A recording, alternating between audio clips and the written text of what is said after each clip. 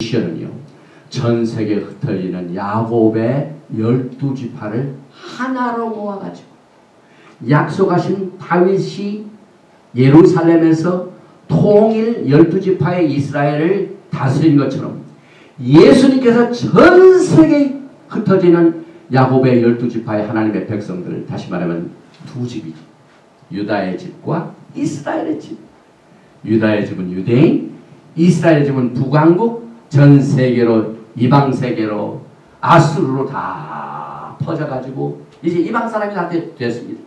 근데 마지막 때는 우리 하나님께서 원망에서 그들을 구원해가지고 포로된 땅에서 구원하니 야곱이 돌아서 태평과 안락을 누리는 날이 곧 옵니다. 그래서 북왕국의 이스라엘의 포로된 자들, 이건 교회를 말합니다. 이방인. 또 유다지파, 이건 유대인들 말합니다. 그래서 하나님의 집에는 야곱의 집, 야곱의 집에는 이스라엘 집, 그 다음에 유대인의 집, 유다의 집. 이 두 집이 예수님 안에서는 하나가 되는 것이 예수님의 미션입니다. 그래서 그때 태평과 안락, 샬롬. 그래서 우리 예수님께서는 평강의 왕이셨습니다. 예수님께서 이 땅에 오셔서 전 세계에 퍼져 있는 하나님의 백성들, 유대인들, 교회, 이 두 집을 하나로 통일시키는 날 태평과 안락이 이루어지게 될 것입니다. 그래서 나 여호와가 말하노라, 내가 너와 함께하여 너를 구원할 것이라. 내가 너를 흩었던 그 열방을 진멸한다 할지라도 너는 진멸하지 아니하리라. 그러나 내가 공도로 너를 징책할 것이요 결코 무죄한 자로 여기지 아니하리라. 그래서 이 땅에 야곱의 환난이 있게 되는 것입니다. 그런데 여기 중요한 내용이 있습니다. 라헬이 아버지 그 이방신 그것을 훔쳤다가 막 고통을 당하고 죽게 되죠. 그런데 여기는 중요한 영적인 뜻이 있습니다. 에스겔서 20장을 보니까 6절과 7절, 그날에 내가 그들에게 맹세하기를 애굽 땅에서 인도하여 내어서 그들을 위하여 찾아 두었던 땅, 고척과 꿀이 흐르는 땅이요 모든 땅 중에 아름다운 곳에 이르게 하리라 하고, 또 그들에게 이르기를 너희는 눈을 들은 바 가증한 것을 각기 버리고 애굽의 우상들을 스스로 더럽히지 말라. 나는 여호와 너의 하나님이라 하였습니다. 이스라엘 백성들이 애굽에서 구원하여 올 적에요, 몸은 애굽에서 빠져나왔지만 여전히 애굽의 이방신들의 우상 섬기는 것은 그대로 빠져나왔습니다. 이건 이 마지막 때의 교회들에게 아주 치명적인 메시지입니다. 지금 교회가요, AD 320년 이후부터 세상의 이방신들이 교회를 붙들고 있는 일을 똑같이 경험하고 있습니다. 여기에 가증한 것을 각기 버리고 애굽의 우상들로 스스로 더럽히지 말라. 이것은 교회들에게 하신 말씀입니다. 이 교회가 얼마나 지금 우리가 우리의 신앙을 토라를 통하여 비춰보면은요, 사실상 요한계시록의 맨 마지막 라오디게아 교회의 신앙은 특징은 뜨겁지도 아니하고 차지도 아니고 미지근하죠. 그 다음에 내가 부요하고 모든 것이 부족함이 없다 한다 할지라도 가난한 것을 모르고 눈먼 소교입니다. 여러분, 눈먼 소교. 왜 눈먼 소교입니까? 내가 하나님을 섬기되 여기에 여전히 가증한 것, 애굽의 우상들로 스스로 더럽히는 것을 알지 못합니다. 그래서 우리 주변에 있는 우상들을 지금 다 하나님의 말씀으로 정결케 하고 성령의 능력으로 불태워야만 됩니다. 그래서 에스겔서 20장 8절에 그들이 내게 배역하여 내 말을 즐겨 듣지 아니하고 그 눈을 보는 바 가증하는 것을 각기 버리지 아니하며 애굽의 우상들을 떠나지 아니하므로 내가 말하기를 내가 애굽 땅에서 나의 분을 그들의 위에 쏟으며 노를 그들에게 이루리라 하였습니다. 믿는 하나님의 백성들이 여전히 믿는다 하지만은 이 세상 신의 것을 그대로 버리지 않고 있으면 하나님이 반드시 노하십니다, 여러분. 그래서 이 마지막 때에 주님께서 내 종 모세에게 명한 법을 기억하라 하신 말씀은 죄가 죄인 것을 가장 잘 나타내주는 하나님의 말씀이 토라입니다. 우리가 토라를 모르면 죄를 지어도 모릅니다. 그러나 토라를 공부할 적에 무엇이 우상인 것을 우리가 비로소 깨닫게 됩니다. 그래서 하나님께서 말세에 엘리야를 보내가지고 이 토라를 회복하는 히브리 운동이 지금 벌어지고 있습니다. 왜냐하면 애굽의 우상들이 너무나도 믿는 자들이 너무 많습니다. 호세아서 14장 4절 내가 저희의 폐역을 고치고 즐거이 저희를 사랑하리니 나의 진노가 저에게서 떠났습니다. 내가 이스라엘에게 이스라엘과 같으리니 저가 백합과 같이 피겠고 레바논 백향과 같이 뿌리가 박힐 것이다.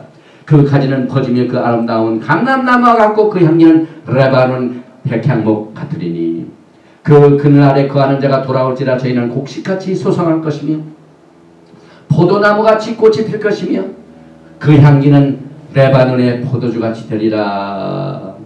여기 호세아서 14장 8절에 제가 조금 전에 말씀하신 내용이 나옵니다.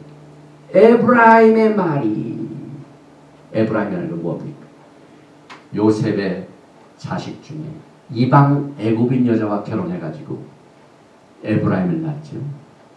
므낫세를 낳죠. 그런데 에브라임이 큰 지파를 이루어가지고 이방인 하나님의 백성들을 에브라임이라고 합니다. 그런데 에브라임의 말이, 이건 뭐냐면 교회가 하는 말이, 이 교회는 이방인 신자는 말. 로마서 11장에 원 감람나무에서 우리가 전혀 가까이 갈 수 없는 우리는 돌감람나무. 그래서 돌감람나무가 지금 막 가지가 무성해가지고 열매가 많아가지고 전 세계 다 교회가 퍼져 있습니다. 그런데 하나님께서 토라 학자인 사도 바울을 통하여 가지가 많아가지고 이렇게 무성한 것이 내가 내 힘으로 되는 게 아니라 가지가 그 나무를 지탱해 가는 게 아니라 뿌리가 지탱해주고 뿌리의 진액을 받으러 너희가 이렇게 과실 맺지 않느냐. 그래서 우리 교회는요 돌감람나무지. 원감람나무인 히브리 뿌리의 첫 부침을 받아가지고 지금 무성한 가지의 나무를 지금 이루고 있는데 그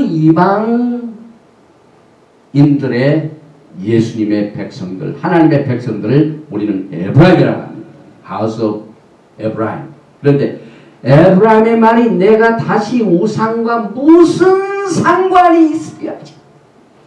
지금 교회는요 우상을 가까이 하는 데 굉장히 워십에도 나타나고 신앙생활에 나타나고 있는 것을 이 토라를 통하면 다 나옵니다.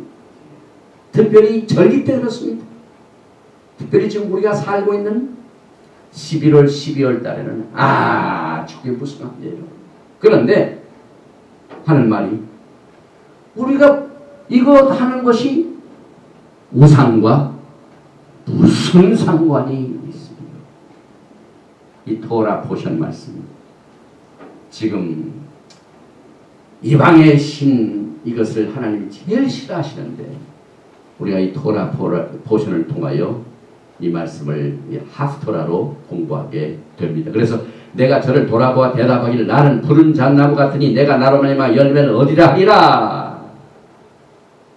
마태복음 2장 4절에 왕이 모든 대제사장과 백성의 세관들을 모아 그리스도가 어디서 나겠느냐 물으니 지금 크리스마스 타임입니다. 가로되 유대 베들레헴이오니 이는 선지자로 이렇게 기록된 바 또 유대 땅 베들레헴아 너는 유대 고을 중에 가장 작지 아니하도다.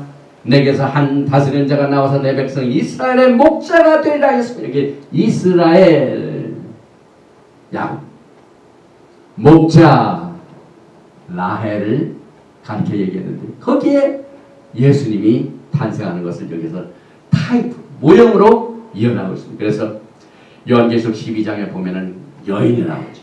그 여인이 바로 이스라엘입니다. 하늘에 큰 이적이 보이니 해를 입은 한 여자가 있는데 그 발 아래는 달이 있고 그 머리에는 12별의 면류관을 썼더라. 야곱의 아들이 몇 사람입니까? 네, 12지파.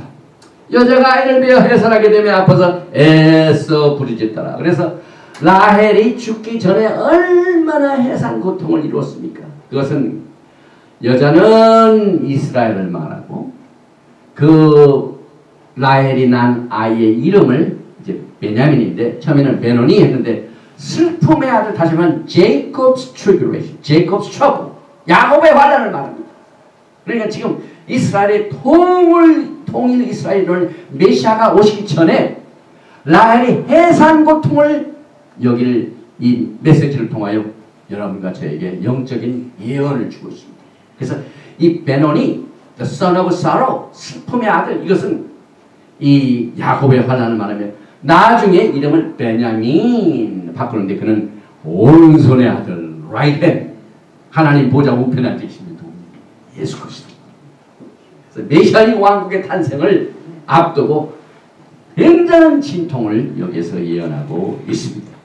그래서 시편 110편 1절에 여호와께서 내 주에게 말씀하시기를 내가 내 원수로 내 발등상 되게 할까지 너는 내 우편에 앉으라 하셨도다.